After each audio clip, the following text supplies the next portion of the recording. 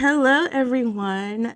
I have a very special guest, and welcome to Scrubs Unzipped, unveiling healthcare's hidden passions. Today, I have with me Dr. Cassandra, Coach Cass, the love coach for busy professional women, the founder of the Real Love Network, best-selling author, and the creator of the Love Deck. 60 questions to ask before choosing the one. Hi, Coach Cass. How are you? I am fabulous, Anne Marie, and so excited to be here, sis. Thank you. I'm so excited to have you on here because we met actually on Clubhouse when Clubhouse was popular. It was popping. I used to fall asleep to Clubhouse. Clubhouse would tuck me in at night. It was a good time. Yeah, it was just like the right time to have that when we couldn't go out during the pandemic and stuff like that. hmm So tell me about your story. How did you become America's Love Doctor? So once upon a time, Anne Marie, I was dating a guy that I thought was the one. And we traveled Okay. together and we did business together. I just knew that I knew that this was the one for me. One Christmas Eve, I got a call from a mutual friend. He said, "Hey, are you sitting?" I said, "Merry Christmas. What's up?" He says, he's married. Say what? The man that I thought I was gonna marry was already married. And this put me in a really dark place.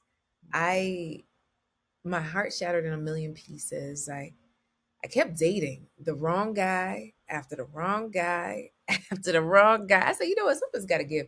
So my defining moment came when I got maybe my 29th wedding invitation. I was like, wait a second, is everybody getting married? It doesn't matter the age, the stage, the weight, the race. Shoot, some people was missing teeth and they still getting married. I was like, wait a second, I'm cute. You're cute, Anne-Marie. Why is this not working for me?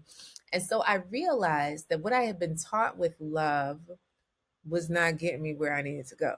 So I decided to become a student of love. I drew a line in the sand, but I drew it behind me and decided to move forward. So I went to marriage conferences as a single woman. I interviewed couples who had been married for over 25 years but still liked each other. Some grumpy married folk. Then I interviewed successful women who were successful in business and in love because I realized a part of me felt like you couldn't do the both of them at the same time. Emery, I'm Jamaican. So my mother always told me, listen, girl, study your book. But one thing I know is that me focusing in on my career was not bringing me love.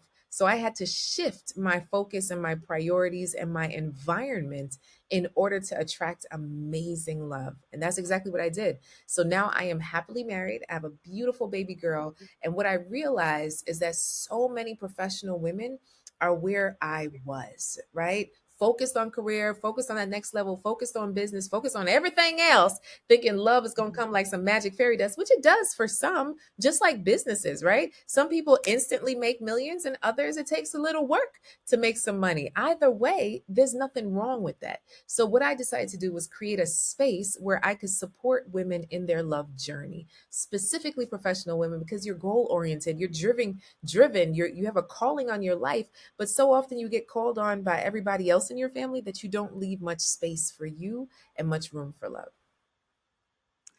That is awesome. It's not awesome that you almost was in a relationship with a married man, but the other part was awesome how you took a negative and made it a positive and created this platform for other women to find love. Yeah. That is awesome. So, when you grew up, like, was there love around you when you grew up? Love around me. So my entire family on my mom's side is all the women who independent, throw your hands up at me, right? So all the women on my mother's side are independent women, independent. You know what D-E-N-T, that you know means, what that right? means? So they are the ones that'll get it done. They can build a house and they can also tear it down. And so what I learned a lot from the women that I was surrounded by is that men are there for a purpose, but they're not really needed, right? So essentially I had love, but it wasn't in the traditional sense. My father, yes, was in my life, but he lived in another state or another city, right? And he was married. So I'd go visit him during the summer times and things of that sort. So that's where I saw him and my stepmom and how they interacted, right? And they loved on me, lovely. But it's just like, for me, I didn't necessarily grow up in the house with my two parents, nor did I see many examples of married couples living out what relationship looked like on a day-to-day basis. Mhm. Hmm. Yeah. So, as a mother of your beautiful child, you wrote in your book, like you wrote that your book is dedicated to your daughter. Yeah. So, what does this love network like? What does this mean to you? And is this your legacy to pass on to your daughter? Oh, beautiful. Well, I'm not going to force her to become a love coach. We've seen how many people that has not gone well with, right? Like, I'm going to start this hardware store and leave it to my son, and son wants to be a ballerina, right? So it's just like, okay, so I'm not going to force Ava to become a love coach, but what I do desire is to leave a legacy where I'm able to change ripple effects in a society, right? Because what I know is that when you change a woman's life, you change the world, right? Because we impact so much, from the family aspect to the way we do commerce. We're the biggest buyers of all the things. We have the buying power. We really do have the decision making power, and we're the ones that really make the decisions in the home. So for me, the work that I do through the Real Love Network is helping women to choose better, because we weren't taught that growing up. How do you choose the right man for you? Essentially, what I feel is like people suffer from like a middle school mentality. So they have this sheet of paper, and you kind of write down yes, no, maybe so. And you say, do you like me? And you check off yes or maybe. And now we married. What? What is that? Right? Somehow society said that if a woman dates multiple men, she's a hoe. Like, what is that? Mm. Right? Like, why does society tell us that? Where did that foolishness come from? But if a man is dating multiple women, go ahead, brother. Right? Like, what is that? So my invitation, or my mission, is to help to change the view of women and the view of women, the way that women view the world, to change their love lens on how they see the world, how they see love, how they love themselves, how they choose the right kind of love. And then once they get in one wonderful relationship, how do they not mess it up? How do they really thrive and not self sabotage? So, the legacy that I'm seeking to leave is the knowledge that things can be done differently than what you've been taught growing up. That is an awesome legacy. And I can't wait because we met in person at Wanted Woman Live, Yes. and it was just like life changing. And you give like the best hugs, Coach Cats. So it's like different when you see someone on the internet, but when you see them in person, you just have that connection. So when you build all of these platforms and stuff, like where is your source? Like where do you get all of this energy and all of this motivation? Man, girl, I listen, I am not always motivated. Like, putting on this eyelash, that took a whole lot of motivation. All right. Look at this magic that I've created here for you, Anne Marie. So, I see you did it. girl, just hoping it doesn't fly away. So, where does my motivation come from? One thing I realized is that, they say do what you love. And it's so cliche, right? Do something that you would never charge for, but you would continue to do. Before I became a love coach, I talked about love day and night, right? All the time. And then I created a lane for myself, because it's like, wait a second, this is just what I should be doing, right? Like, this is it. So whether it's ministry or marketplace, this is my calling. And so for me, my motivation is like, I really feel that this is, in this season, this is what God has me doing with my life, is to pour into women specifically around love, because we focus so much on everyone else, on our business, on the things we don't have, on not being worthy. And I feel that my voice has a place, my story has a place, and our community has a place, because I believe that the community that we have is just so precious in how we support each other. And what we create is a judgment free zone where you could come with all of your flaws and we still love on you, right? Because we all been through something. And so creating this bubble, as I like to call it, has just been beautiful. Like we go on trips, right? So we go on where? We're going to Grenada, right? So Grenada. listen, sis. So we have a good time. And so far, every single experience that I've created has been drama free, judgment free, all fun, all uplifting, all life changing. And for me, that just sits so well in my spirit. Yeah. Oh, that is so awesome. So, what I'm hearing is like since you found your calling, like you get like doing what you do gives you the energy to do more. Is that Yes, correct? but then also hearing from my clients, right? Because sometimes, don't get it wrong, sometimes I'm like, "Why I do this?" You know, like you get one complaint in an email, "Coach Cass, you didn't send the email on time." Ah! You know, there's just some things you don't know why it affects you the way it affects you, right? It's just like, Right. man, we messed up. And I'm learning not to take those things to heart. But this is the very reason why on like our private sessions in the Real Love Network, I'll say, okay, well, what are your wins? What's impacting you? How is this program helping to change your life? That helps to fuel me to keep going. Like last night, we did a session and one woman literally described a Hallmark date. She met a man halfway. They walked along the river. They ate macaroons, drank tea. He played the piano at the restaurant, got a standing ovation, walked her to her car, gave her a kiss, and said, I'll see you next time. And they're already planning their next date. I'm like, you know what? That's exciting. Another woman sent me a text. She specifically said, Coach Cass, thank you for helping me to believe that I am a wanted woman. Thank you for helping me build my confidence and actually feeling like a wanted woman. That's specifically what she said in the text message. You know, so it's those things that help to fuel me to continue to do this. So yes, it's my calling, but sometimes you get discouraged, you know, from Mhm. one thing, one post, one comment, you know, and you see, you know, I try to guard my heart, but it's not always that simple or that easy. So it really is the clients coming back and sharing, wow, you know, that call meant something, that session meant something, that post meant something, you know, something that you were talking about triggered something for me that changed everything. You know, like all of those things really do make the difference in terms of my motivation on a day-to-day basis. That's and I want you to for the audience, they don't know what wanted woman means. Can you tell me what is a wanted woman? Yes. So wanted means woman achieving new triumphs every day. I believe that every woman is a wanted woman. Now it's just to figure out, what do you want, sis? Amazing. And in the wanted woman live, you talked about the difference between a wanted woman and a waiting woman. What Mhm. is the difference?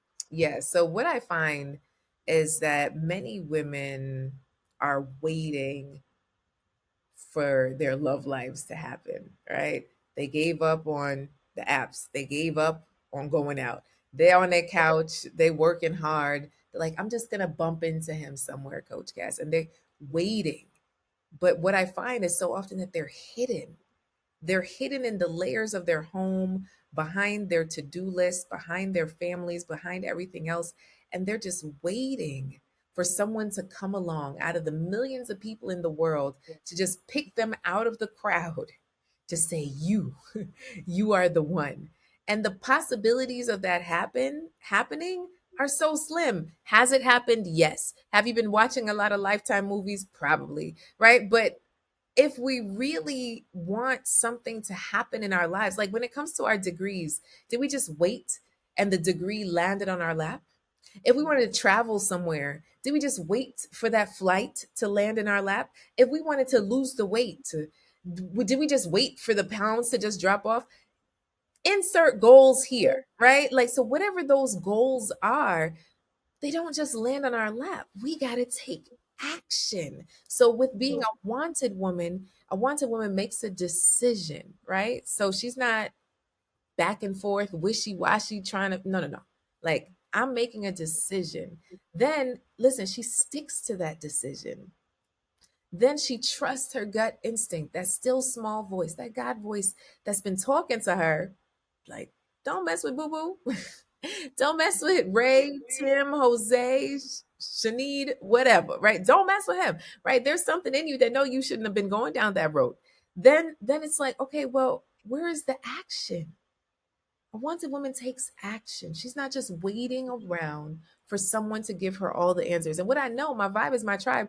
For most listening, I know for a fact you get annoyed when people are just waiting, right? You ask them to do something and they're just waiting for all the laid out instructions. Like, you just not even gonna try.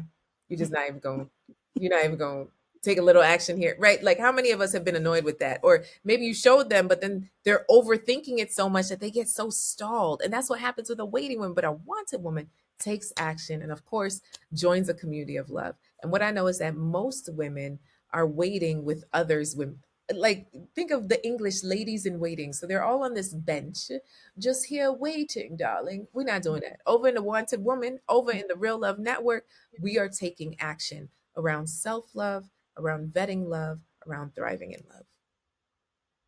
Amazing. And I know that you said that you help busy professional women. Does that include healthcare women as well? Oh, of course. Those are the busiest, right?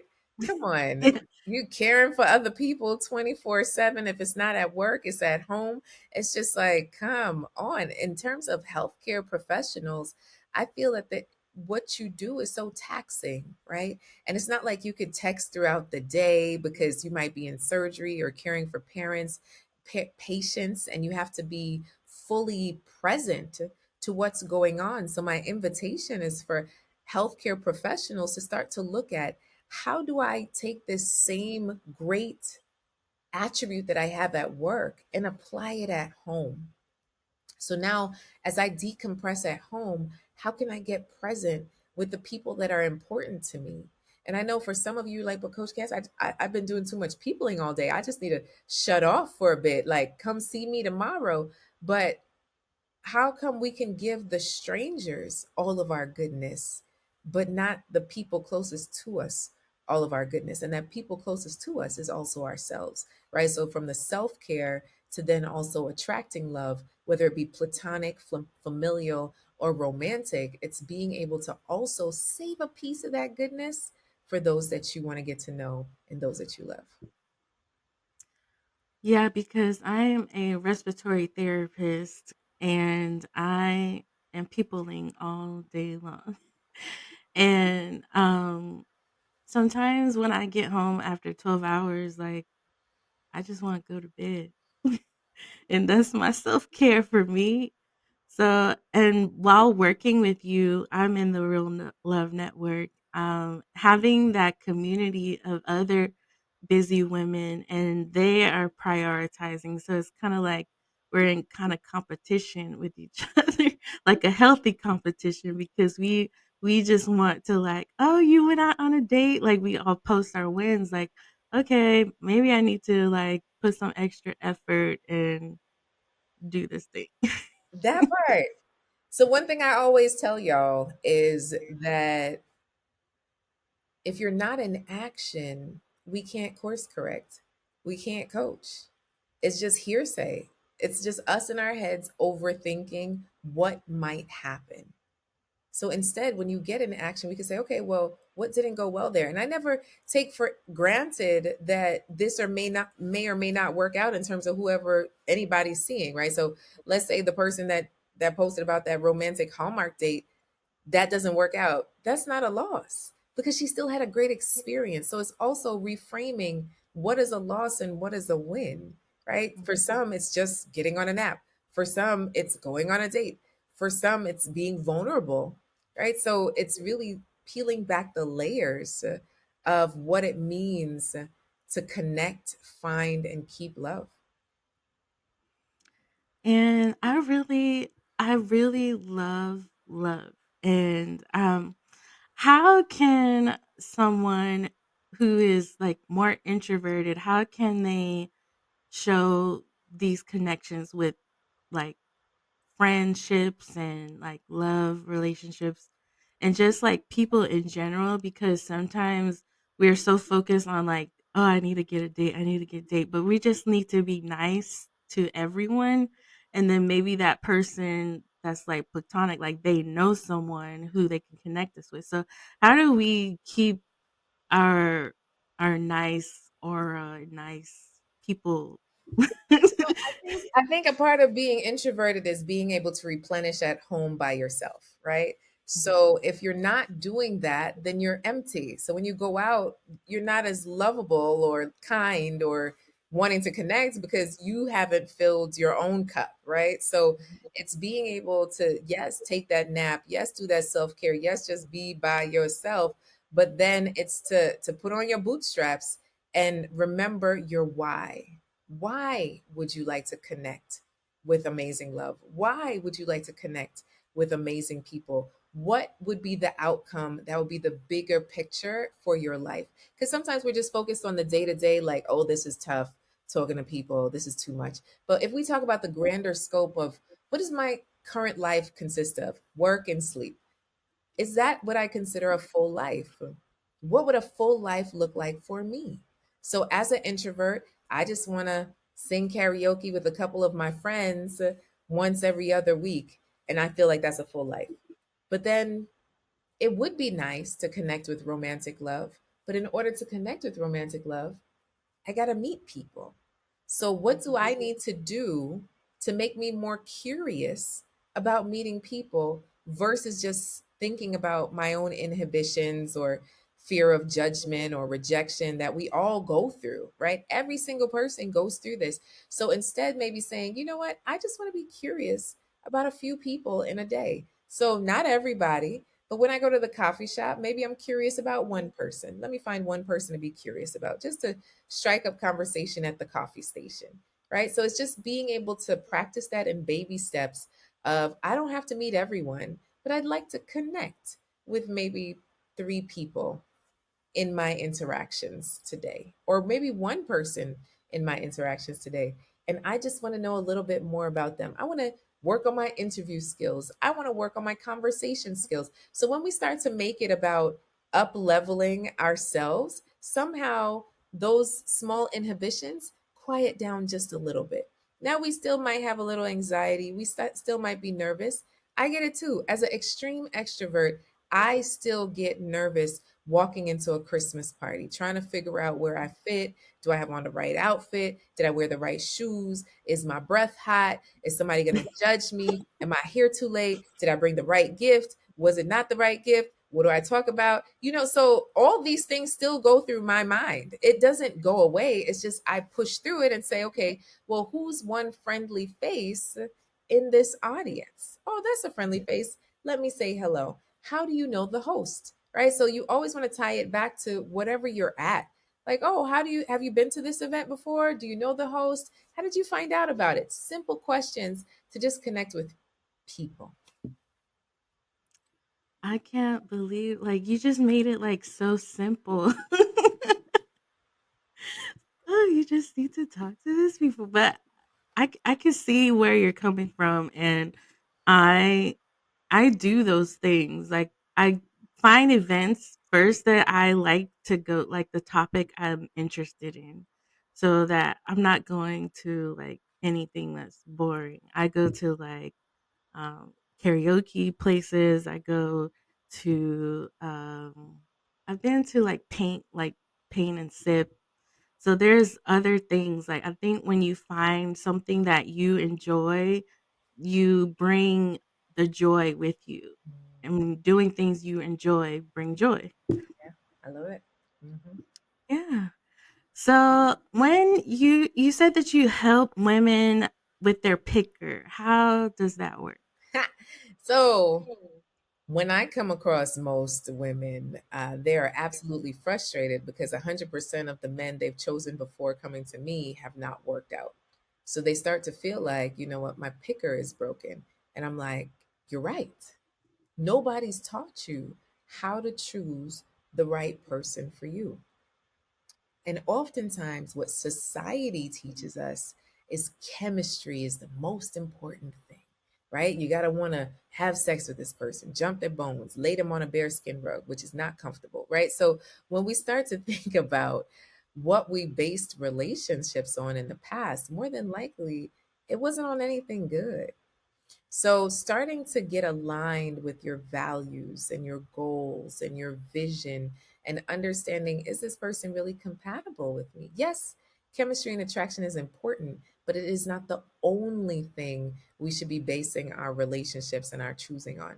Another thing is that we settle down too quick. I am guilty of being a serial monogamist, right? So you meet somebody, you get in a relationship, you're in that relationship for a year or two or so, and then you break up with that person, then you meet somebody else. Like the next person that you meet then becomes your relationship. Then you're in a relationship for however long. And then that's like the pattern of so many people. Or there's the person that's dismissed everyone, or there's the person that's like, I haven't found anybody, right? So between those three people, how do you choose the right person? One, you have to get in action. Two, you got to get clear. Three, you have to continue to sift. And four, you do not commit until you're 100% sure, right? Too often are we committed to these exclusive relationships. It's like, you've been sleeping with your one eye open since y'all met. How did this person become your person? Right? Like this doesn't make any sense. And I've just had too many of those, hundreds of those conversations with women. So I walk them through a process of how to recognize what they desire through creating their, what I call their love vision. And then from there, it goes into the action steps of how that plays out. Then we go into, okay, well, what are their values and how does that align and how does that show up? And how do we create the questions around that to see what this person in front of us, this candidate in front of them, how they would answer if they were aligned.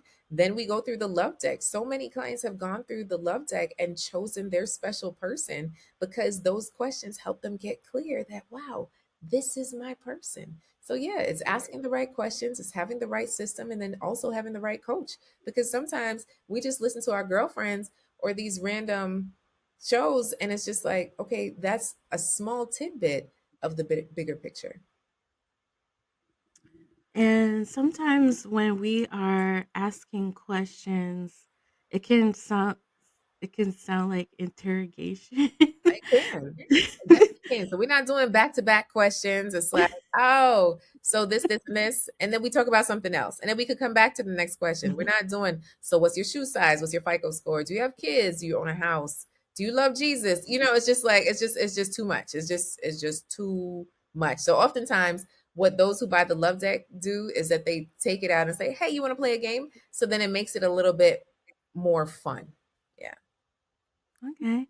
So where is the love deck available? Oh, you can get it on Amazon. So if you search Coach Cast Love Deck, you'll be able to find it. We are official 2 day ship, girl. Okay. Yes, man. 2 day shift, so right before Christmas time, the holidays, and New Year's. Mhm. I love it. So what are your goals for New Year, for your business, for your personal life in for So I 2024? my goals. So my goal is ease and grace. To build a business with ease and grace. Because sometimes I get into this hustle mode, hustle grind, and I realize that yes, there might be fruits to my labor, but did I have to do all that? You know what I mean? Like, so right now, my goals for this new year is to build a team that's aligned so that I can do what I love, which is coach. What I find right now as a business owner is that I'm a lot in the nitty gritty where I don't want to be. I don't want to be in the email campaign. I don't want to be in the text sequence. I don't want to be in the Facebook ad. I don't want to be in that stuff. What I want to be is a coach. And I want to connect to my ladies. And I want to create these experiences and host these amazing experiences from Grenada to Bali to South Florida and just create beauty for women who are beautiful, inside and out. So for me, it's operating in ease and grace, building an amazing team, and then creating a home filled with beautiful core memories. So we are in the process of closing on a home, and this is a really big deal for us. So just dreaming up the experiences that I'd like to curate in my home. Yeah. Congratulations. So excited. I'm Excited. excited for you.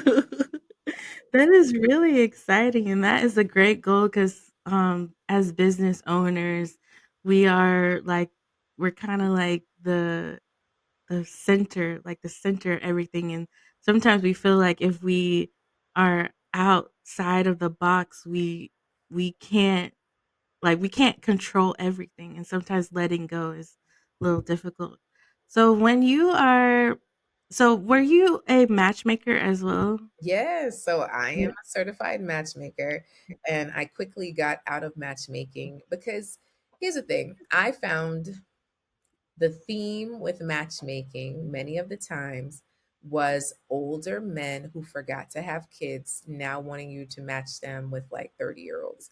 And I was just like, Mm, if it's given escort vibes. Like I it didn't sit right in my spirit.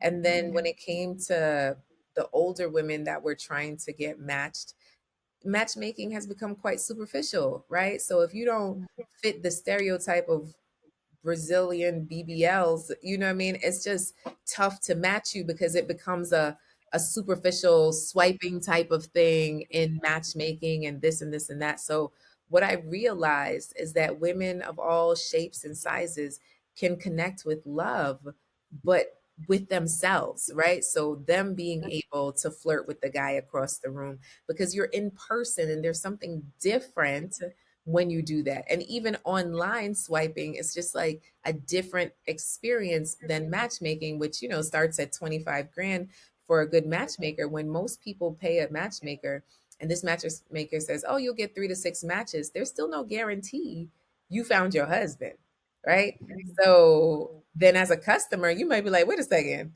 where my man at?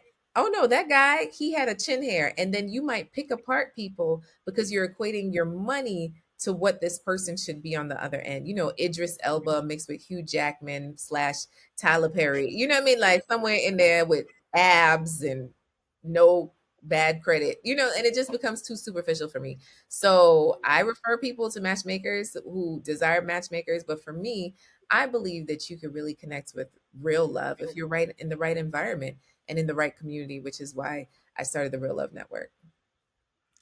awesome. Can you tell me like a few, like one or two success stories from your real love network community?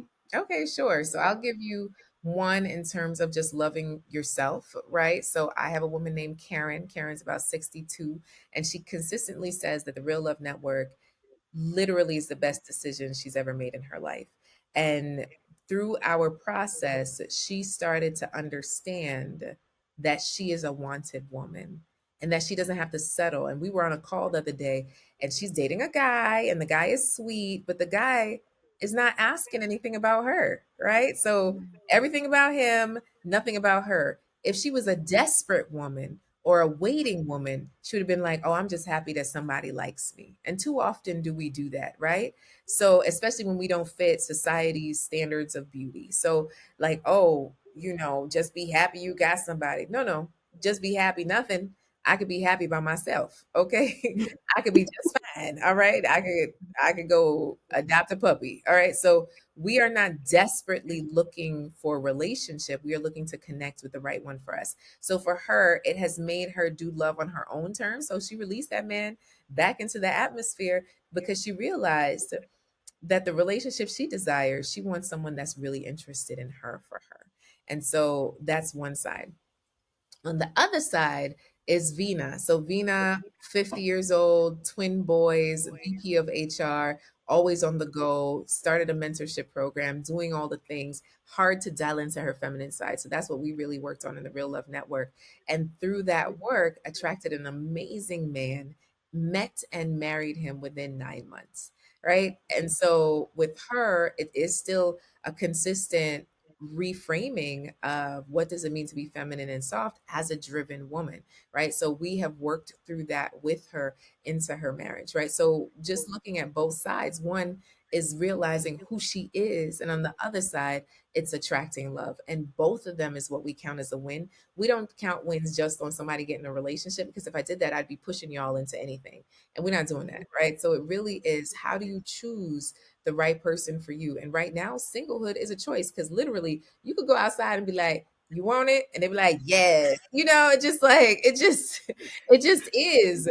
So we are not desperate. We're not begging. We are exclusive and choosing. I believe that women choose, right? Even though the Bible says a man findeth a good thing, he find a wife, all that good stuff. Um, I believe that you still have to say yes. So it's your choice. So, how do you think personal values affect relationship choices? Oh, personal values 100% affects relationship choices, and they should affect relationship choices. The problem is when we put them to the side and don't pay attention to them and end up with someone that's anti our personal values because they're sexy or the family likes them, and then we end up in these situations that are just no good. So getting clear on our personal values and dissecting them, because sometimes our values are based on what we've learned and not necessarily what we want. So really being able to be clear about, is this my value or does this value come from somebody else? Do I want it? Do I prune this off my tree or do I allow it to continue to grow? And then now, when choosing this person, we make sure that they align in our choice for a mate. Mhm. So, are you saying like if someone doesn't match 100% to my values, then I should cut them off? Pretty much. It's your core values, right? Core values. They could be in alignment. They don't have to operate the way that you do. But let's say that you value resilience, right? Being able to bounce back. And the person you get with, when something bad happens, it's a whole woe is me. And they lay out on the floor for 17 days and they just can't move. Like literally, you gonna step over, brother, be like, I'm sorry, but this just ain't gonna work. Right. So really being able to get clear of those super core values are important. Yeah. You gotta get in alignment. And you really discussed this in more detail. Do you have events coming up? I do. Oh my goodness. So, specifically around this, now with Wanted Woman Live, it's a 3-day experience in sunny South Florida, October 4th through the 6th, where I walk you through how to attract, vet, and marry the right one for you. Now, some of you might be like, well, Coach Cass, I might be in a relationship by then. Still come, sis, because this may or may not be it, right? So, we still need to fill our toolbox with the right tools. And Anne Marie, you spoke to it earlier. It's a life-changing event just to be in the community, just to be in the atmosphere. And for anyone that really desires support, I would definitely say to take our ready to date quiz on our website and then apply for the Real Love Network. Let's see where you're at and how we can help you.